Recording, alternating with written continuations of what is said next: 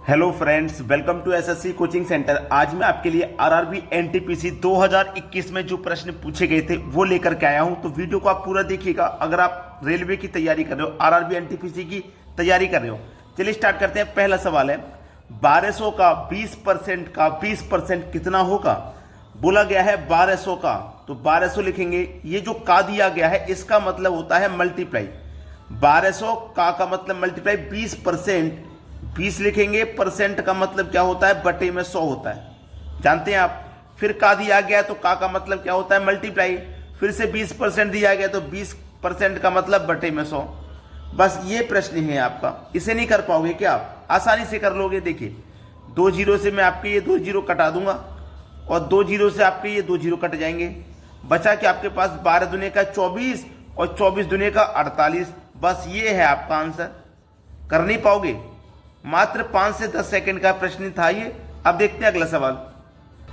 अगला प्रश्न है 1 + 2 + 3 + 4, ऐसे ही कहां तक जा रहे हैं हम, 30 + 31 तक जा रहे हैं। और 31 से फिर वैसे ही वापस लौट रहे हैं। देखो 30, 29, 1 तक, यानी कि 1 से लेके हम 31 तक गए और 31 से हम वापस लौटे 1 तक।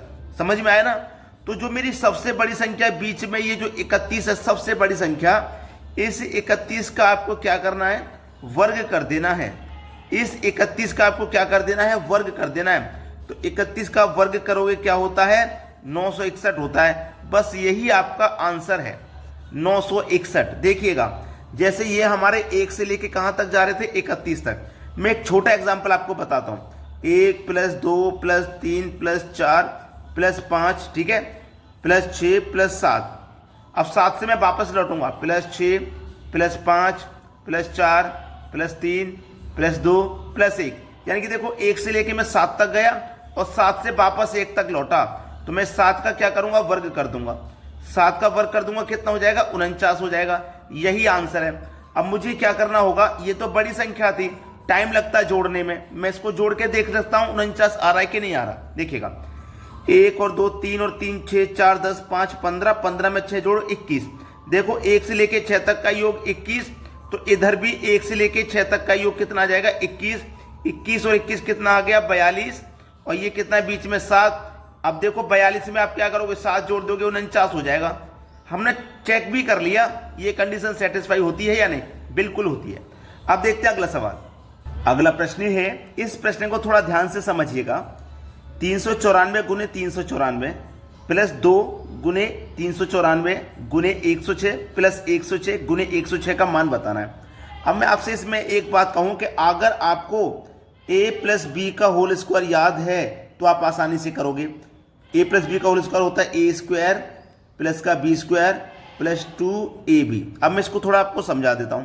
ये क्या है, मेरा a, और ये भी क्या है, a। भाई 394 a है तो ये भी 394 है। और a गुने a क्या होता है, a² होता है। तो ये आपको समझ में आ गया। b, ध्यान देना b। देखो ये मेरा b है, ये भी मेरा b है, और b गुने b क्या हो जाएगा दोस्तों, b² हो जाएगा। तो ये भी मेरा हो गया। ये क्या है मेरा 2 हो गया। a का मान मेरा कितना, 394 है, तो a का मान देखो मेरा 394 है। गुने b का मान मेरा 106 है, देखो तो b का मान 106 है। आगे पीछे दिया गया है, फॉर्मूला यही है। समझ में आया ना। तो a + b होल स्क्वायर की वैल्यू जो होती है, जो आपके पास a² + b² + 2ab होता है, वही दिया गया यहाँ पे। जब आपको ये वाली वैल्यू दी जाती है तो आप इसको सॉल्व करते हैं, और जब ये वाली दी गई है तो आप इसको सॉल्व करोगे।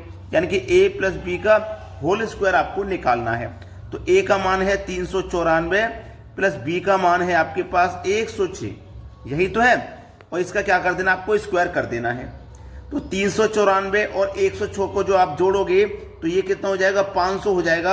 मतलब 500 का स्क्वायर आपको निकालना है। तो 5 का स्क्वायर कर दोगे 25, और 2 जीरो के कितने जीरो हो जाएंगे, 4 जीरो स्क्वायर में। बस ये है इस प्रश्न का आंसर। सभी को आ गया समझ में। अब देखते हैं अगला सवाल। अगला प्रश्न है x अनुपात y बराबर 3:4 और y अनुपात z बराबर 5:7 है, तो x y z का मान क्या होगा।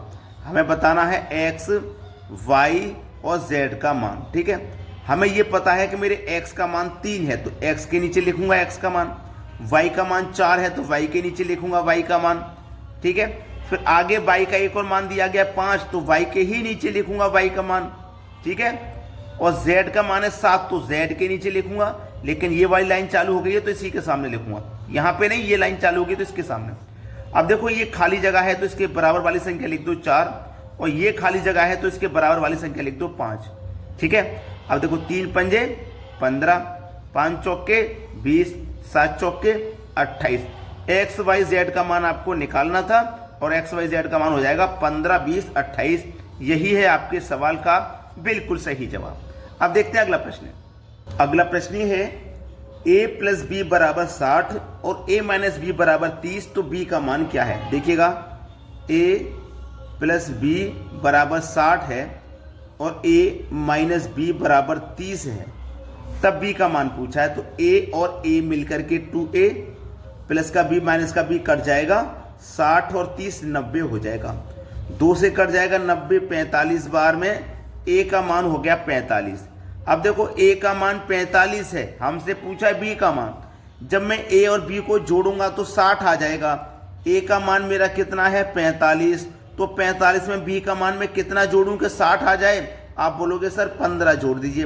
45 और 15 60 होता है कि नहीं। जब a का मान 45 है तो b का 15 होगा। सवाल यही खत्म हो गया भाई, इतना सही था। तो आपका b का मान कितना है 15 है। ये आपके प्रश्न का बिल्कुल सही जवाब। अब देखते हैं अगला सवाल। अगला प्रश्न है 6 साल का साधारण ब्याज की दर से 60% ब्याज हो जाता है तो 3 साल का 11,000 पर चक्रवृद्धि ब्याज क्या होगा। बहुत अच्छा सवाल है। 3 साल का 11,000 पर चक्रवृद्धि ब्याज पूछा है। देखिएगा चक्रवृद्धि ब्याज निकालने के लिए यहाँ पे मैं रेशियो मेथड अप्लाई करूंगा। 3 साल के लिए रेशियो मेथड हो रहा है 3:3:1, ठीक है। ये 3 साल के लिए होता है। अब हमें ये बात पता है कि जब 6 साल का साधारण ब्याज की दर 60% है, 6 साल का साधारण ब्याज 60% है, तो हमें तो 1 साल का चाहिए भाई। समझ रहे हो भाई, 6 साल में 60% ब्याज मिल रहा है तो 1 साल में कितना मिलेगा 10% मिलेगा। तो हमें तो 1 साल से मतलब है, ठीक है, 1 साल से मतलब है हमें तो। अब हमारे पास राशि यानी कि अमाउंट कितना है, अमाउंट है हमारे पास 11,000 रुपये का, अमाउंट है 11,000 रुपये का। तो हम क्या करेंगे 11,000 का 10% निकालेंगे, ठीक है। 10% का मतलब बटे में 100, 2 जीरो से 2 जीरो कट के कितना बचा 1100। इस 1100 को लिखो पहले वाले अनुपात के ऊपर, ठीक है। 1100 का क्या करोगे, फिर से 10% निकालोगे, जो रेट है उसी रेट को निकालोगे। 2 जीरो से 2 जीरो कट के 110 बचा, दूसरे वाले रेशियो के ऊपर लिख दो, ठीक है। अब 110 है ना, 110 का फिर से आप निकालोगे 10%, परसेंट का मतलब बटे में 100, 2 जीरो से 2 जीरो करेंगे कितना 11। इसको तीसरे वाले रेशियो के ऊपर लिखो। जब तक हमारे रेशियो के ऊपर वैल्यू ना आ जाए तब तक हम निकालते जाते हैं। 1100 का मल्टीप्लाई 3 से करो, 11 त्रिक का 3300, 110 का 3 से करो तो 330, 11 का 1 से करो तो 11, सभी को जोड़ लेना है। 3300, 330, 3630 और 11 जोड़ देंगे तो 3641। बस हो गया आपका आंसर, यही है, यही है आपका आंसर। सभी को समझ में आ गया ना। अब देखते हैं अगला प्रश्न। अगला प्रश्न है 18, 14, 10, 6 क्वेश्चन मार्क। देखिए आप 18 से 14 पे पहुंचोगे तो 18 में से 4 माइनस करके पहुंचोगे 14 पे। 14 से 10 पे पहुंचोगे तो 14 में से आप 4 माइनस करके 10 पे पहुंचोगे। और 10 से जब 6 पे पहुंचोगे तो 10 में से -4 करके 6 पे पहुंचोगे। तो यहाँ पे भी आपको क्या करना होगा, माइनस का 4। तो 6 में से -4 करेंगे तो आपका यहाँ पे सही संख्या क्या आ जाएगी, 2 आ जाएगी। यही हो जाएगा आपके प्रश्न का सही जवाब। अब देखते हैं अगला सवाल। अगला प्रश्न है 1, 9, 25, 50, 81 में गलत संख्या क्या है। गलत संख्या इसमें आप आसानी से पता लगा सकते हो। देखो ये क्या है 9 का स्क्वायर, और ये क्या है 5 का स्क्वायर, ये क्या है 3 का स्क्वायर, और ये क्या है 1 का स्क्वायर। 1 का स्क्वायर हुआ, 3 का हुआ, 5 का हुआ, 5 के बाद यहाँ पे 7 का स्क्वायर होना चाहिए था। तो 7 का स्क्वायर मतलब 49, लेकिन यहाँ तो दिया गया है 50। तो ये 50 ही आपकी गलत संख्या है और यही क्या है मतलब आपका आंसर है। सभी को क्लियर हो गया ना प्रश्न। अब देखते हैं अगला सवाल। अगला प्रश्न है 3 परिणामों का औसत 46 है, पहले 2 परिणामों का औसत 25 है, तीसरा परिणाम क्या है। देखिएगा पहले के 3 परिणामों का औसत कितना है 46, याद रखना ये हमारे पास संख्या है, ठीक है, और ये औसत है। तो संख्या का मल्टीप्लाई जब औसत में करते हैं तो हमें क्या पता लग जाता है, योग पता लगता है। तो 3 का मल्टीप्लाई मैं 46 से करूंगा तो कितना हो जाएगा 138। तो योग हमारा 3 संख्या का 138 है। फिर बोला है पहले 2 परिणामों का औसत 25 है। 3 में से पहले के 2 परिणामों का औसत 25 है, यानी कि पहले की 2 संख्या का औसत 25 है। तो योग कितना हो जाएगा, योग हो जाएगा 50। अब हमसे पूछ रहा है तीसरा परिणाम क्या है। देखो 3 परिणाम में से 2 परिणाम का माइनस कर देंगे तो तीसरे परिणाम का मान हमें पता लग जाएगा। 3 में से 2 माइनस कर देंगे 1 बचेगा जो कि तीसरा परिणाम है। तो 3 परिणाम के योग में से 2 परिणाम का माइनस कर दो, 1 परिणाम का ही बचेगा जो कि 88 है। आंसर हो गया तीसरा परिणाम हमारा कितना है 88। यही हो गया हमारे सवाल का बिल्कुल सही जवाब। अब देखते हैं अगला प्रश्न। अगला प्रश्न है एक व्यक्ति को 10% हानि होती है जब उसने माल 153 में बेचा। उसे 20% लाभ पाने के लिए वही माल कितने में बेचना चाहिए। देखिए जो भी माल है उसकी वैल्यू अपने आप में 100% है। जो भी माल है उसकी वैल्यू अपने आप में 100% है। उसे क्या इस 100% में से 10% की हानि हो गई। उसे क्या हो गया 10% की हानि हो गई। तो 100% की चीज पे 10 की हानि हुई, इसका मतलब उसने 90% में बेचा होगा। तो परसेंट में बेचा है 90% में, रुपए में उसने कितनी बेचा है 153 में बेचा है। तो 90% की वैल्यू 153 के बराबर है। ठीक है, हमें क्या करना है सबसे पहले 100% का मान निकालना है। तो इस 153 में इस 90 से हम डिवाइड कर देंगे और इस 100% का मान निकालने के लिए 100 से हम क्या करेंगे मल्टीप्लाई करेंगे। तो ये हमारा क्या हो गया 100% का मान। इसकी वैल्यू हमें पता लगी, क्रय मूल्य पता लग गया। अब उसने बोला है कि 20% लाभ पाने के लिए वही माल कितने में बेचे। भाई ये तो मेरा 100% का मान है। अब 20% का फायदा चाहिए मुझे, लाभ चाहिए, तो 100 की चीज को कितने में बेचूंगा 120 में बेचूंगा। परसेंट का मतलब बटे में 100। यहीं पे सॉल्व कर लीजिए। 100 से 100 कट जाएगा, 0 से ये 0 कट जाएगा।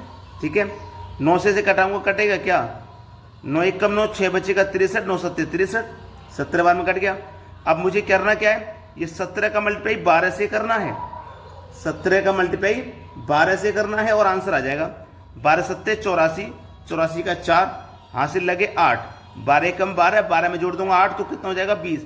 यानी कि 204 आपके प्रश्न का बिल्कुल सही आंसर कितने में बेचना होगा 204 में बेचना होगा। तो यदि आपने वीडियो को अभी तक लाइक नहीं किया तो लाइक कर दीजिए और शेयर नहीं किया तो भैया शेयर कर दीजिए। ठीक है दोस्तों, धन्यवाद।